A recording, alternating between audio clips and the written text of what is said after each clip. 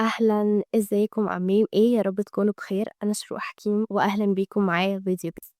النهارده بإذن الله هاقول لكم على أفضل طريقة والطريقة اللي أنا اتعلمت بيها إنجليزي حرفيًا من الصفر للاحتراف، وكمان حابة أشارككم أكتر مهارتين نفعوني مش بس في الإنجليزي لكن في حياتي كلها. المهارتين دول هما الأساس.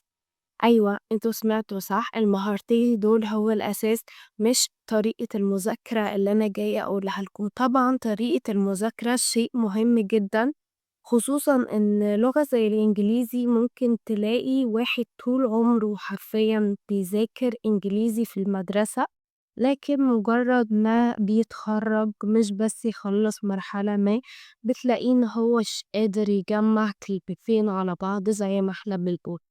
فالموضوع حقيقي يعني really easy peasy lemon squeezy. فمش بيستاهل كل الكلام وكل الخطط اللي بنحطها وحاجات كتيرة أوي بنعملها. الموضوع سهل أوي خصوصًا لو أنت خدته بطريقة سهلة وبسيطة من البداية. أولًا حابة أقول لكم آسفة جدًا على صوتي، بس عندي برد شديد للأسف ولازم نعمل الفيديو في كل الأحوال لإن I know actually it's been a while since the last video, but we are back. فخلينا ندخل في المهم. بصوا الإنجليزي في الأساس لغة بسيطة جدا جدا، وأسهل مثال على كده إن فعلا لو هو مش اللغة البسيطة ما كانش هيبقى هو اللغة الأم للعالم. فالإنجليزي مقارنة بإن أنت معاك لغة زي العربي أو إن أنت بتتكلم عربي مواطن عربي يعني، حرفيًا ما فيش أدنى مقارنة بين اللغتين. الإنجليزي خطواته وتعليمه زي كأنك طالع سلم بيتك، والعربي كأنك مثلًا طالع سلم برج خليفة أو حاجة. يعني حقيقي من غير أي أفورة، بس دي الحقيقة. يعني حد ذاكر نحو صرف أكتر من 12 سنة تقريبا، وألفية ابن مالك طول عمره عايشة معاه. فبجد دي الحقيقة مفيش أي مقارنة بين اللغتين. الإنجليزي سهل أوي أوي أوي مقارنة بإن أنت معاك عربي بتعرف تذاكر قواعد العربي. الإنجليزي قواعده للعربي هي حاجة تفاريح. بجد هاشارككم دلوقتي طريقة المذاكرة اللي بجد هتسهل عليكم جدًا، مع العلم هي أكيد ممكن ما تكونش الطريقة الوحيدة، لكن دي طريقة سهلة جدًا وأنا ذات نفسي مشيت عليها وهتاخدوا من وراها نتايج. أولًا إحنا عارفين إن الإنجليزي هو عبارة عن 4 مهارات أساسية. أول حاجة الlistening، وتاني حاجة الspeaking، وتالت حاجة reading، ورابع حاجة وآخر حاجة هي الwriting. فدول 4 مهارات أساسية اللي هي الاستماع والكلام والقراءة ثم الكتابة أخيرًا. الطريقة اللي هاقولها لكم بقى مرتبطة جدًا بكل مهارتين مع بعض. يعني إيه الكلام ده؟ يعني بُصّوا، إحنا أول حاجة بنعملها خالص حتى لمّا كنا صغيرين وبنبدأ نتعلم عربي وإحنا لسه baby، أول حاجة إيه اللي بيحصل البيبي اللي بيحصل له؟ أول حاجة سمع اللغة كتير جدًا، بيسمع واحدة واحدة لقيناه بيتكلم. بعد ما بدأ يتكلم بنبدأ إن إحنا نورّيه كلمات ونحاول يخلّيه يقرأ، وإن الحرف ده ب وبعده ألف يبقى با وبعدين بيكتب. فهي نفس الخطوات بالضبط، وهي الخطوات الطبيعية جدًا والحقيقية جدًا والسريعة جدًا، جدًا. فأول حاجة إحنا هنسمع كتير، وهنا بقى ييجي دور أسهل طريقة هاقولها لكم. أنا مش هاشتتكم إني أقول لكم اسمعوا أغاني، اسمعوا أفلام، واسمعوا مش عارف إيه، واسمعوا كرتون، واسمعوا راديو، واسمعوا حاجات كتير أوي كده.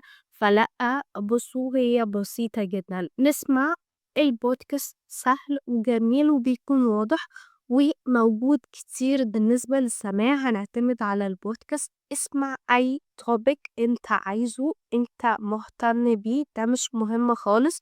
بس المهم حاجة تانية، المهم إن إحنا مثلًا ممكن أكون أنا واحدة باحب الطبخ، أو أنا واحدة باحب الfashion، أو أنا واحدة باحب مجال معيّن وخلاص، مش مهم هو إيه.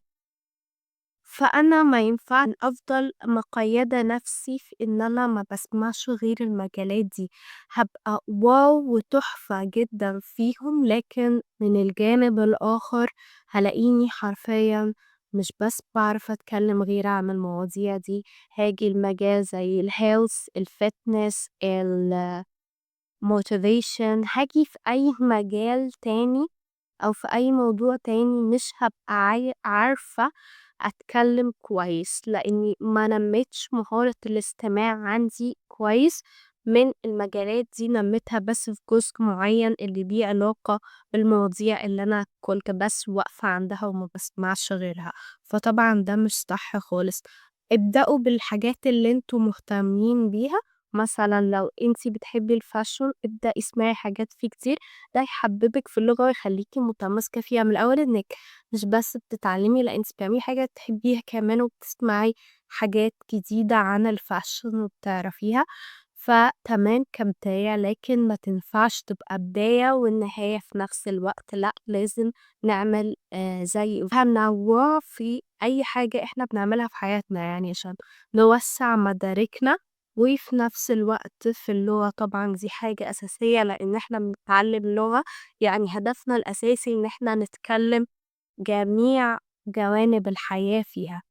فده بالنسبة للlistening، أبسط حاجة وسهل جدًا، اسمعوا براحتكم كل واحد يسمع اللي بتسمعه، لكن أساسي يبقى عندك الpodcast أساسي، تمام؟ بعد كده بالنسبة كمان لفكرة الأغاني إن إحنا نسمع يعني بدل الpodcast مثلًا نسمع أغاني، أو عمومًا وإحنا بننمّي مهارة الاستماع بتاعتنا نسمع أغاني. بُصّوا، مش هاقول لكم حرام، مش هاقول لكم ذنوب، مش هاقول لكم ده إن كان already ده معروف، لكن لكن sorry لكن دي مش أفضل حاجة عملية وحقيقية، ليه بقى؟ أنا هاقول لك ليه وهاخلّيك تقتنع دلوقتي. أنت وأنت بتسمع أغنية ما تقنعنيش ولا تكون أقنعت، أو بمعنى أصح ضحكت على نفسك قبلها وأقنعتها إن أنت كده بتتعلم، ليه بقى؟ طريقة حلوة أوكي، بس مش أفضل حاجة خالص، بالعكس يمكن تكون أسوأ في أوقات كتيرة برضه. ليه؟ لإن الموسيقى اللي في الأغاني الbackground music الموجودة أو مع صوت المطرب الجميل، مع الآلات الموسيقية الرنانة، مع كلمات الأغنية الساحرة، فما تقنعنيش خالص إن أنت هتبقى مركّز في استماع الأغاني واللحن مش هياخدك، أو الموسيقى مش هتاخد ريأكشناتك، أو الكلمات مش هتاخد تفكيرك، يعني ما تقنعنيش بده لإن ده مش حقيقي، فلو أنت أقنعت نفسك بده قبل كده فأنت للأسف ضحكت عليها مش أقنعتها خالص. فدي كل الفكرة إن الأغاني فعلًا هي زي كإنها مخدر للواحد، أنا باسميها أو حاجة زي كده، قادرة إن هي تنقل مشاعرك خالص من اتجاه إن أنت تكون بتتعلم، أو إن أنت تكون مركّز على مهارة الاستماع مثلًا تحاول تسمع كل كلمة عشان تقولها، في minute حرفيًا هتلاقيك مركّز في كلمات الأغنية والفنان اللي بيغني وكلمات الأغنية اللي عملت فيلم في دماغك وحاجات كتير أوي، فيعني دي مش أفضل طريقة خالص، تمام؟ فاسمعوا الكلام واسمعوا podcast مفيد ليكم أكتر ويعني هتتعلموا، تمام؟ تاني مهارة بقى وهي الspeaking الكلام، مهارة سهلة جدًا لإن هي ليها زي trick كده بسيط جدًا لو عملتوه it's really good. فالمهارة دي هي الshadowing، اللي هو إن أنت من كتر ما سمعت أو بتسمع حاجات كتير أوي، فوأنت بتسمعها أنت بتقولها، وما قُلتهاش من أول مرة، بتعيدها تاني مرة، بتعيدها تالت مرة، لحد ما بتقولها من الشخص اللي هو الnative اللي أنت كنت بتسمع منه أصلًا. فأنت متخيل هي حقيقي أسهل وأفضل حاجة تتعلم بيها مهارة الspeaking، والspeaking زي ما قُلت لكم هي جاية من كتر الlistening، أنت مش هتلاقيك بتتكلم من يوم وليلة، هتسمع مرّة و2 و3 و4 لحد ما هتلاقي في مرّة أنت already الكلام بتقول معاه، تمام. ده مش معناه إن أنت تفضل تسمع listening واحد، لأ، أنت هتلاقي الكلام بيتعاد من كتر ما سمعت، وهتلاقي إن المواضيع المتغيّرة حتى الbasics بتاع اللغة والaccent واحدة، فده هيساعدك إن أنت تتكلم أسرع. زي ما قُلت لكم أفضل طريقة، لإن أنت بتفضل تسمع وتعيد معاه، تكرر معاه، فهي really amazing يعني بكل صراحة. فاعتمدوا الطريقة دي، برضه افتحوا يوتيوب وشوفوا أكتر الناس بتمارس إزاي، هتلاقوه حاجة جدًا تحفة، يعني من كتر ما بتسمع، بتسمع، بتسمع أنت already بقيت تقول زيه بالضبط، وأحسن حاجة فيها بقى لإن بجد كل الناس بتتكلم، لكن مش كل الناس بتتكلم مثلًا لو واحد بيتكلم American accent مش هتلاقيه بيتكلم زي الأمريكان حقيقي اللي هم الnative، ولو واحد بيتكلم British accent هتلاقيه برضه مش بيتكلم زي الnative in UK، فحقيقي الموضوع مختلف، الفكرة إن أنت مش هتكون بتتكلم بس، لأ أنت بتتكلم زي الnative، فدي هنا الفكرة.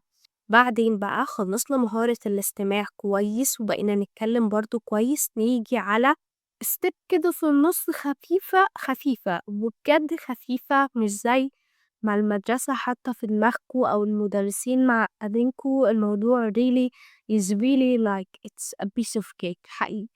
فبُصّوا الgrammar، الgrammar مش صعب خالص، بعد ما هنخلّص مهارة الlistening والspeaking هنخلّصهم يعني اللي هو بقينا فيهم كويسين، مش هنخلّص ما فيش حاجة بتخلص يعني، إحنا المفروض بنفضل شغالين على نفسنا بنتطور على طول. الgrammar ناخد جزء قواعد بسيط أوي من الgrammar ما ندخلش في حاجات معقدة أوي في البداية أكيد لأ، بالراحة واحدة، واحدة. اكتبوا مثلًا شوفوا درس عن الsimple present أو يعني حاجات tricks بس بسيطة كده في البداية أو أزمنة مجرد أزمنة خفيفة، مثلًا اعرفوا to ليه بييجي بعدها المصدر، verb to be ليه بعده ing يعني حاجات حرفيًا basics أوي، فهتلاقيكوا الموضوع أسهل معاكم ومش أول مرة تسمعوه بنسبة كبيرة، فده برضه هيحفزكم إن أنتم تكملوا، وفي نفس الوقت هيأهلكم للخطوة التانية. يبقى إحنا أول حاجة هنعملها إن إحنا هنسمع بودكاست، تاني حاجة لمّا نيجي اللي سمعناه من البودكاست هنمارسه، تالت حاجة بعد ما سمعنا كويس واتكلمنا كويس، وبالمناسبة أنت لمّا بتسمع في الأول أنت بتسمع، لكن بعد كده أنت بتبقى بتسمع وبتتكلم، وبعد ما بتسمع وبتتكلم أنت هتاخد grammar بس ده مش معناه إن أنت هتوقّف استماع ولا كلام، لأ أنت المفروض بتتقدم، بتتقدم يعني مثلًا كنت في مستوى A1 ولنعتبر هتبقى في مستوى المفروض أنت بتكمّل لحد ما تبقى في A2 وأنت مش بتخش في كورس واحد أو في بودكاست واحدة مجموعة حلقات مثلًا تلاقيك خلّصت اللي أنت فيها A1 فكده أنت خلّصت A1 لأ طبعًا، لأ طبعًا، أنت بتخش في كذا كورس في كذا حاجة، والضابط ليك إن أنت حرفيًا تبقى بتسمع أي فيديو مستواه A1 أنت تبقى فاهم، تمام؟ دي الفكرة، مش الفكرة إن أنت خلّصت عدد الحلقات دي من الكورس، لأ طبعًا. الفكرة إن أنت تبقى تخش على أي حاجة بعد ما تخلّص المستوى ده أو حاسس يعني إن أنت لمّيت شمله، امتحانك إن أنت تخش على أي فيديو A1 تبقى بتعرف سمعه كويس وتقدر تقول الكلام اللي فيه. وزي ما قُلت لكم طبعًا بعد كده الجرامر، بعد كده بقى هي المهارتين التانيين برضه مرتبطين ببعض جدًا وهي الreading والwriting.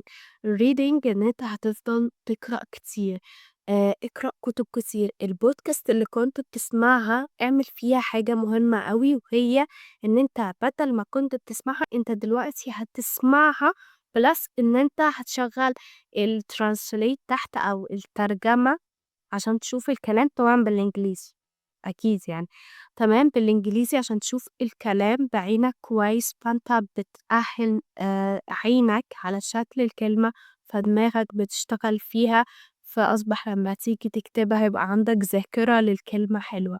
أتمنى تكونوا فاهمين الكلام اللي باقوله، دي الفكرة. هتشوف الكلام قدّامك، في الأول هتبقى حاسس الموضوع صعب ومش بتلحق، وبس بالراحة هتلاقيها جات. طبعًا ما ينفعش مثلًا أبقى في مستوى A1 في الspeaking وألاقيني وأنا في الreading في مستوى B1 أو A2. لأ طبعًا ما ينفعش، أنا بافضل في المستوى الواحد اللي هو مثلًا A1 لحد ما باخلّصه على كل المهارات، وزي ما قُلت لكم آمم، كل مهارتين بيبقوا مع بعض، دي أفضل طريقة. لكن مثلًا دلوقتي أنا دخلت على مهارة الreading، ما ينفعش أبقى موقّفة listening خالص sorry listening وspeaking، لازم أكون برضه باسمع، بس هابقى مديّة الأولوية إن أنا reading باقرأ كمان كويس أوي. بعدين أراجع شوية على برضه مهارات الlistening والspeaking أوكي. طبعًا الspeaking هي مهارة في الأساس دورها بعد الlistening، لكن في الأساس هي مهارة ما بتُقفش، يعني دايمًا شغالة لإن دي الحاجة الأهم صراحةً. كلّهم مهمين. لو سافرت أي دولة أو لو تعاقدت مع أي شركة international أكيد هتبقى عايز تكتب لهم emails أو articles فلازم يا تكون بتعرف تكتب مثلًا أو تقرأ الإيميلات اللي هُم يبعتوها لك أو، لكن الspeaking هو الأهم، هو أهم حرفيًا حاجة، لإن أنت أمّا بتبقى بتتكلم مع شخص أنت face to face كده، فلازم تبقى بتتكلم كويس، مش عشان تبان إن أنت gentleman لأ، هي عشان الشخص ده يفهمك. فدي الفكرة، لازم تبقى فعلًا الspeaking مهارة أساسية ومهمة شغالة معاك على طول. كلم نفسك في اليوم بس 10 دقايق لتلت ساعة على قد ما عقلك يبقى فاضي.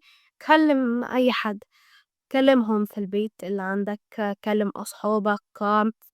رابع حاجة وآخر حاجة هي الwriting بيبقى من أصعب الحاجات، لإن هو يعني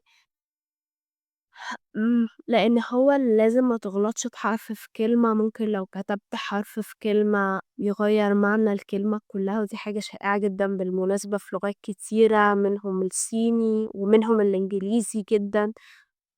فبليز خُد بالك إن أنت من البداية تكون قرأت الكلمة صح وبتنطقها صح، لإن ده هيساعدك إن أنت تكتب الكلمة صح.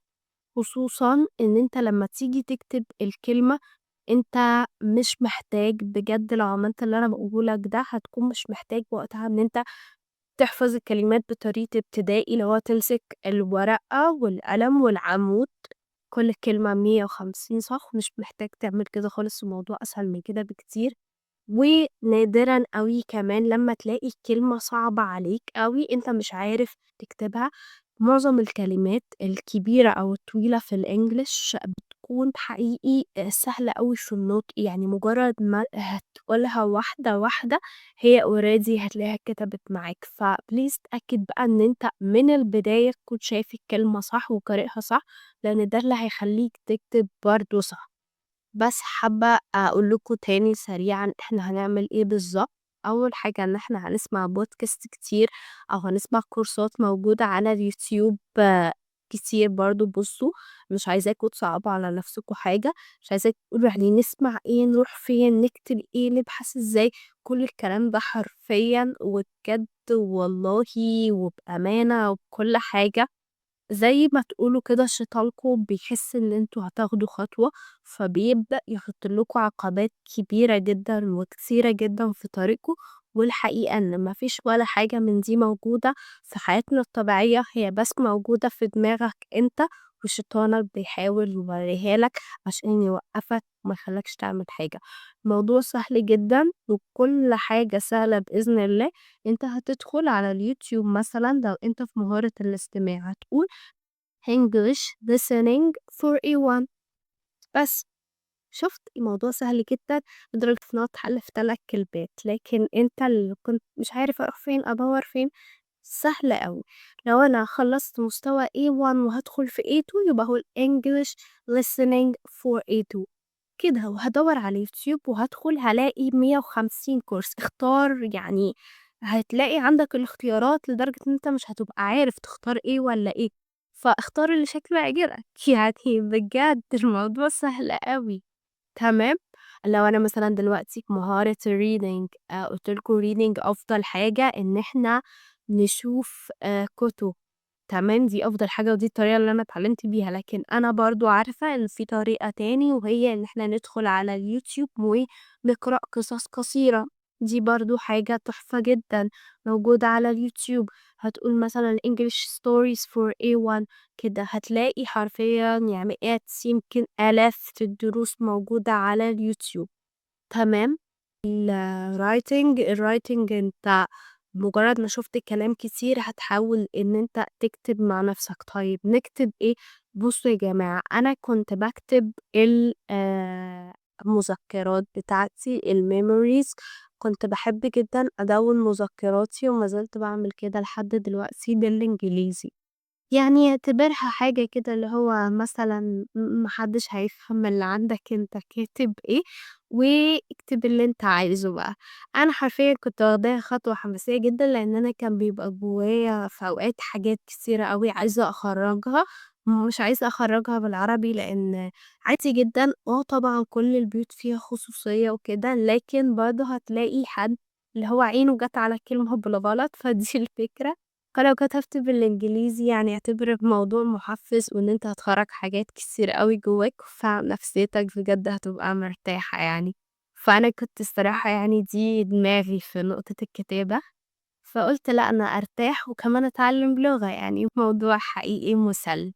تمام، بس برضه هاقول لكم على حاجة للأمانة، يعني أنا لمّا جيت أكتب لقيتني إن أنا يعني باكتب الطبيعي إن أنا يعني باكتب أنا بشخصيتي أنا، بكلامي أنا، مع إني عندي حصيلة لغوية وكان عندي حصيلة لغوية وقتها، لكن برضه ليّا طريقة كلام، زي ما ليّا طريقة كلام في العربي، في كذا كلمات باعيدها، في كذا كلمات دايمًا باقولها، يعني طبيعي أنا، تمام؟ فكنت عايزة أخرج برّه دماغي شوية، فأمّا كتبت memories كتيرة كنت باكتب في اليوم يوميًا مثلًا صفحات حرفيًا، أنت مثلًا ما تكتبش صفحات، ما تتعبش نفسك إلا لو أنت عايز طبعًا براحتك وهتحب الموضوع أوي مبدئيًا، باقول لك أنت دلوقتي هتحب الموضوع أوي هتلاقيك بتكتب صفحات. بس برضه ما تقلّش عن صفحة، يعني ما تقلّش عن صفحة عشان الموضوع يكون جاي باستفادة تمام، وتشوف فايدة سريعة بإذن الله. فيعني نرجع للنقطة اللي كنت باقولها لكم، فلمّا كنت عايزة أخرج برّه دماغي شوية كنت باكتب مثلًا مذكراتي صفحة في اليوم، لكن رجعت لفكرة إن أنا إيه، عايزة أخرج برّه دماغي، مش عايزة أفضل أقول نفس الكلام بتاعي، عايزة أبقى شخص تاني. فعملت قصة، فالمفيد يعني إن أنا عملت قصة، القصة دي كانت 4 كشاكيل، يعني اللي خلّاني إن أنا أبدأ أكتب قصص حبيت الموضوع والموضوع خدني، مع إني بالمناسبة في يوم من الأيام لا كنت باحب أكتب ولا باحب أقرأ خالص، يعني كنت حرفيًا ما ليش دماغ للكلام ده، شايفة دماغات اللي هو مش دماغي أنا في طبعي في الأساس مش بانكر ومش باكذب، واحدة لعبية جدًا، ودي الحقيقة، لكن برضه أنا مش غبية، يعني مش هابقى عارفة أكيد إن في لغة مهمة زي الإنجليزي لازم تبقى معاك لو أنت عايز تعمل حاجة في مستقبلك ومش هاخدها.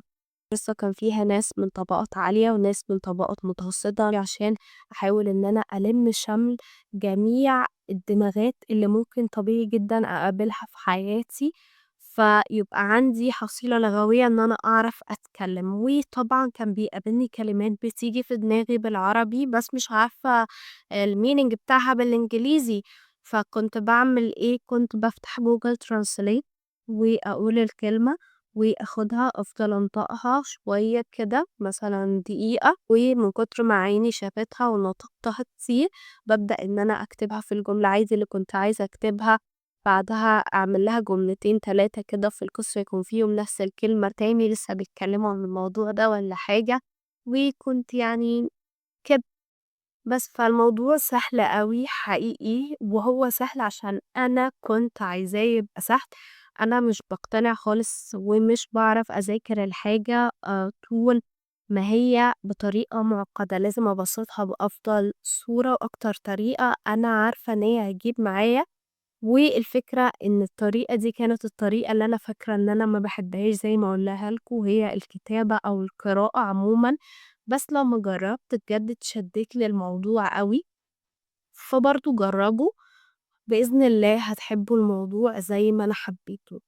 بس دي كل الخطوات اللي أنا عملتها عشان أذاكر إنجليزي، وفعلًا ذاكرته بالطريقة دي، ومستوايا فيه كمان دلوقتي كويس جدًا، جدًا، وإن كان فعلًا اللي قُلتها لكم دي هي طريقة التعليم الصح واللي أنا مشيت عليها واللي جابت نتيجة مع ناس كتيرة أوي مش معايا أنا بس، ولكن دي مش كل حاجة، وحرفيًا كل اللي قُلته ده ولا حاجة من غير ما تعملوا أهم حاجتين الحاجتين دول هُم حاجتين سهلين أوي، وأنت لازم تعملهم مع أي حاجة أنت عايز تاخد من وراها نتيجة، مش الإنجليزي بس.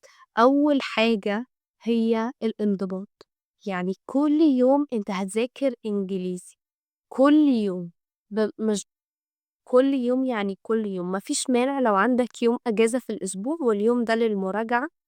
وممكن تخلّي اليوم ده للمراجعة مثلًا يبقى يوم الجمعة أنت هتراجع فيه، أنت مش هتعمل زيرو لأ، أنت هتراجع فيه، وكل يوم مثلًا في الأسبوع لأ، هتاخد عادي جدًا الحاجات اللي إحنا قُلناها، حاجة من الحاجات اللي إحنا قُلناها، لكن عندك كل يوم إنجليزي، ده أساسي، ده الانضباط، الانضباط معناه إن أنت كل يوم هتعمل نفس الحاجة.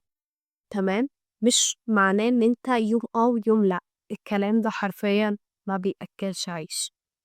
تاني حاجة ودي جزء من أول حاجة الاستمرار، تبقى منضبط ومستمر بغض النظر عن مودك إيه، بغض النظر عن أنت عايز إيه، أنا ما سألتكش أنت عايز مش مهم صراحةً يعني أنت عايز تعمل أو ما تعملش، المهم إن أنت تعمل اللي عليك ده المهم عشان تاخد النتيجة، عشان تاخد النتيجة، فالانضباط هو أهم حاجة، ما فيش حاجة هتبقى زيه قدّه ولا بعده، أنت لو عندك أحسن وأفضل وأسرع خطة في الدنيا إن أنت توصل لهدفٍ ما ومن غير انضباط بس ما عندكش انضباط انت مهما عملت مش هتوصل لهدفك اللي انت عايزه ده تمام. وطبعا الاستمرار اللي هو انت بغض النظر عن انت عايز او مش عايز انت تقعد تعمل اللي عليك وانت عادي تمام يعني وانت فرحان وانت مش متضايق بس فدي اهم حاجتين الانضباط والاستمرار. دي كل حاجة كنت عايزة أقولها لكم ودي خطوات فعلا مهمة جدا جدا وبإذن الله هتشوفوا من وراها نتيجة زي ما أنا شفت من وراها نتيجة كويسة جدا. وده كان فيديو النهاردة أتمنى ينال إعجابكم وشكرا لوقتكم معايا ومع السلامة.